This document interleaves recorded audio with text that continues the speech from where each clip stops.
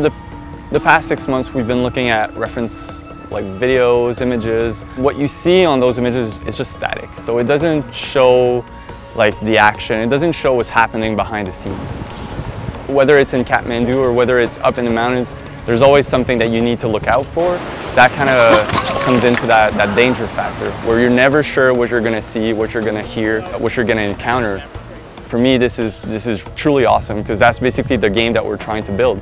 We want the player to be kind of surprised on every corner, to see something, want to get there, but never really sure of what he's gonna find. Kyrat is the fictional Himalayan region that Far Cry 4 was tentatively using to describe its environment. The topography played well into informing how the game would be built. We're really big at giving options to the player. Basically, it's your game, your way. So you can go anywhere, approach any situation from any angle, use any type of weapons. So like having those footpaths go on, or that main road, you could drive up and drive and shoot, basically, if you wanted. That thing in the trees sounds like some kind of high-pitched electrical whir from a distance. But then up close, it was just horrible. We should try and figure out a way to put that in the game somewhere. Just makes you wonder what's inside that jungle. Yeah. I don't want to see it. Yeah, death, probably. Death. Yeah. But yeah, the view from here is pretty amazing. We're just looking at those terraces over there. That's really the kind of feeling that we want to get. We want to get out of the standard lush forest. This really stands out to me. And now we're just approaching the temple, and I can't wait to just hear and see it from up close. We're gonna go inside the temple and maybe underground also in the game, so I really want to see how it looks from all its angles. The tall Bihari temple is located in the middle of Lake Fiwa. It's a traditional ancient structure with an unknown history, just the kind of setting that the developers were looking for. It's super interesting to see how the traditions kind of sustain and survive. It's not just the place itself that has this spirit, it's the people as well. They still believe it, they still carry on these traditions. Whereas back home we kind of dispose of things much more quickly. Whereas everything here seems to, even if people don't know why they do it, like they still do it just because they're carrying on their tradition. It's kind of cool just to get that level of detail. And a lot of it's just bizarre juxtaposition, which I think is going to be kind of cool to try and bring some of that into the game. I think it's going to give a weird irreverence, which I think is always something we look for in a Far Cry game. Coming back here and just having a slideshow and showing people pictures, yeah, that's good. But then explaining them like in detail how it was to be there and see those things, I think that's really where it paid off. It was a break between filming. I remember I saw this, so there was a little old woman sitting on a step. So I started filming her. She was just sharpening this thing on the step. And a few weeks ago we were like, we need someone to give this mission. And I was like, I have her. So we're going to use her as inspiration. And again, that was just a small little moment that like we've added in the game to give that clash of culture, kind of fish out of water experience.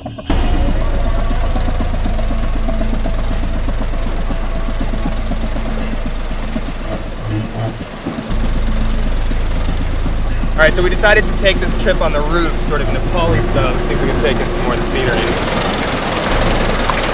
We took this crazy Jeep ride on these death trap roads, and I remember seeing people on these huge rickety buses and thinking these people are insane. In the research I've done, I've seen that these buses crash every week. It's not even newsworthy, it happens all the time. There were some moments like looking down that I was really like, if the driver doesn't know what he's doing, like, or if I was driving, I'd probably be in the ditch and I'd probably be either dead or almost dead, right? This is the perfect warm-up to a 2-day trek.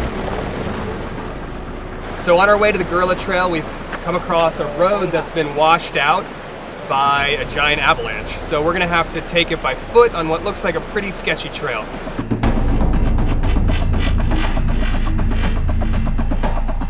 There were a few times when I was pretty convinced we were all gonna die. I was like, this is it. At least I'm gonna die in a beautiful place. After the avalanche-stricken road, we've got on this van, and it's gonna take us the rest of the way to the Gorilla Trail. You guys comfortable? Getting hot. With an exploration of Pokhara, the Gurkha, and the Temple Lake finished, the heart of the Himalayas was the next stop. The guerrilla trail is what people now call the network of roads and mountain villages that the Maoist rebels use to hide and house their insurgency. Though the war has been over for several years, the region has only recently been deemed pacified enough for outsider travel. We got to the start of the guerrilla trail, and immediately I was in the game. I felt like I was in Kyrat. The landscape was perfect. Everything looked like the game I'd been playing. And it was an incredible feeling. We left civilization behind.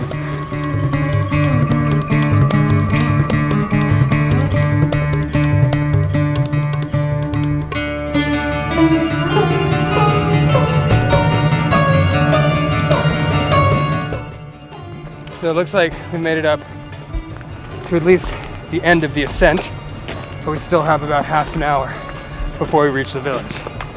Hopefully we can get there before the sun sets and have ourselves a nice little fucking rest. The first part of the trek had been treacherous, and leaving civilization for the next few days offered time to reflect on the sensory elements that could be brought into the game. The subtle moments encountered at the Bihari temple and the feeling of tradition and spirituality were key in adding another layer to the trip. Spirituality would stay a continuing theme, taking a bizarre twist when experiencing some of Nepal's darker traditions.